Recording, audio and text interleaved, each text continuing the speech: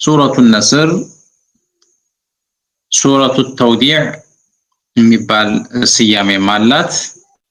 መዲና ከወረዱ ወደ መጨረሻው የመልእክተኛው እድሜ ላይ ከተወረዱ ሱራዎች አንዷ ናት። نزلت عند منصرف النبي صلى الله عليه وسلم من غزوة خيبر ከኸይበር ሲመለሱ እንደተወረደችም ይነገራል። በሌላ መንገድ ደግሞ አያመ ተሽሪቅ ላይ መልእክተኛው ሐጀተል ወዳዕ ላይ ያሉ ማለት ነው እንደተወረደችም ይነገራል። ዙሮ ዙሮ አኺረል ዑምራቸው ላይ ነው የተወረደችው ማለት ነው። وقد تضافرت الأخبار رواية وتأويلا على أن هذه السورة تمئ إلى قرب نهاية أجل النبي صلى الله عليه وسلم ሱራ የያዘችው መልእክት ጭብጥ ሐሳቧ የመልእክተኛው አለይሂ ሰላቱ ወሰላም የተልእኮ ጊዜ ማለቁንና ከዚህ ጠባብ ህይወት ከዱንያ ወደ አኺራ ሊዘዋወሩ እንደሚችሉ ጠቋሚ ነበረች ሱራይቱ ማለት ነው። ጠቋሚ መልእክት ነበራት ነው። يقول الله سبحانه بسم الله الرحمن الرحيم إذا جاء نصر الله والفتح በአላህ ስም እጅግ አዛኝና እጅግ ሩህሩህ በሆነው ኢዛ ጃአ ነስሩላህ የአላህ እርዳታውና ወልፈትሁ መካን መክፈትህ መቆጣጠርህ የመጣ ጊዜና ይላል። አላህ Subhanahu Wa Ta'ala ነስሩን እርዳታውን የእስላምና የሙስሊሞችን የበላይ ማድረጉን ያመጣ ጊዜ እንዲሁም መካን የተቆጣጠርክ ጊዜና ማለት ነው። ረሱላህ ሰለላሁ ዐለይሂ ወሰለም መካን የተቆጣጠሩበት አመት 8ኛው አመት ሲሆን ከመካ በተሰደዱ በ8ኛው አመት ተመልሰው መጥተው መካን ድል አድርገዋል ማለት ነው። መካን የከፈቱበት የፈትሑ መካ ቂሷ በጣም ሰፊና ዘለግ ያለ ሲሆን እንደው አንኳር ሐሳቡን ለማንሳት ያህል መልእክተኛው አለይሂ ሰላቱ ወሰላም ከመካ ተሰደው መዲና በገቡበት ጊዜ 6 አመቶችን አሳልፈው በ6ኛው አመት ዑምራ ለማድረግ ተነስተው 1000 ምናምን ሱሐባ አስከትለው ሁዴቢያ እስከሚባል ቦታ ተጉዘዋል። ሁዴቢያ እንደደረሱ የመካ መኳንንቶች መልእክተኛውና አብረዋቸው ያሉ ሰዎች መካ ድረስ በሰላም ገብተው ዑምራ ሰርተው እንዲመለሱ እንደማይፈቅዱላቸው ገለጹ። በተደረገ ውይይትና ድርድር መልእክተኛው ከመካ መሪዎች ሐረምን ይጠብቁ ያስተዳድሩ ከነበሩ አካላት ጋራ ውል ፈጸሙ ማለት ነው። በዚያ ጊዜ ከተፈጸመው ውል ውስጥ አንዱና ትልቁ ለተከታታይ 10 አመታት ያክል ጦር የሚባል ነገር ላያነሱ ነው። ጦር የሚባል ነገር ላያነሱና ላይዋጉ 10 የሰላም አመታቶችን ሊያሳልፉ ቃል ተጋብተው ነበር ማለት ነው።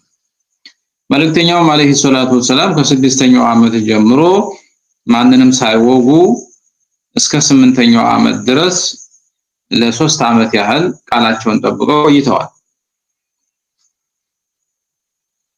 ይህ እንዳለ ቢሆንም 8ኛው አመት ላይ ግን ቁረይሾች ራሳቸው ከመልእክተኛው ጋር የገቡትን ቃል አፈረሱ ማለት ነው። ቃል የተፈረሰበት መንገድ ምንድነው?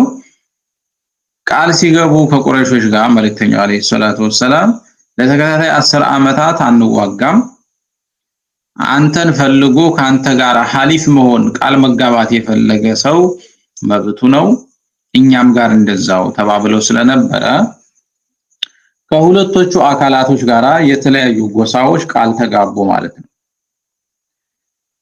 በኒ በክርና ሁዛ የሚባሉ ሁለት የአረብ ጎሳዎች በኒ በክር የሚባለው የአረብ ጎሳ ከመልእክተኛው ጋራ ሐሊፍ ሆነ ሙባይዓ ገብቶ ቃል ተጋባ ማለት ነው። ሁዛ የሚባለው ደግሞ ከቁረይሾች ጋራ ከካሃዲዎቹ ጋራ ቃል ተጋባ ማለት ነው።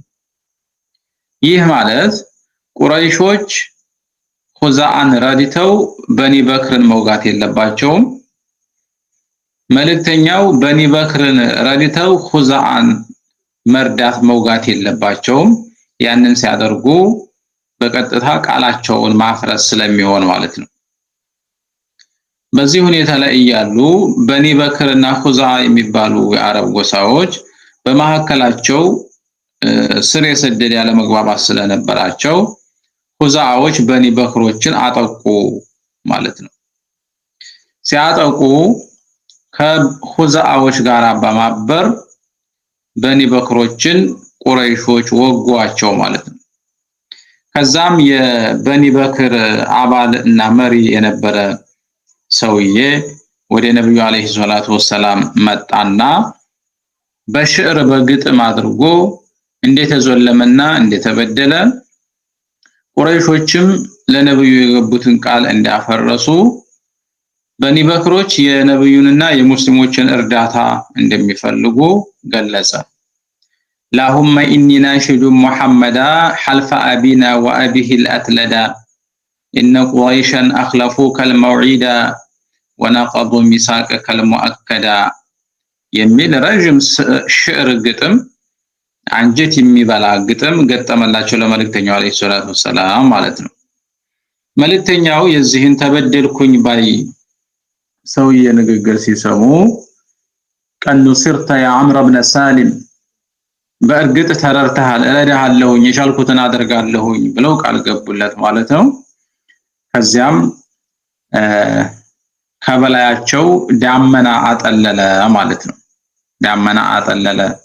إن هذه السحابة لا تستهل بنصر بني كعب ይሄ ዳመና በኒ በክሮች እንደሚረዱ የአላህን እርዳታ ነስሩን የያዘ ዳመና ነው በሚል መልእክተኛው አለይሂ ሰላቱ ወሰላም ቁረይሾች ራሳቸው በለኮሱት እሳት አላህ ለበኒ በክሮችና ለሙስሊሞች ድሉን እንደሚሰጥ ተነበዩ ከወዲሁ ተናገሩ ማለት ነው።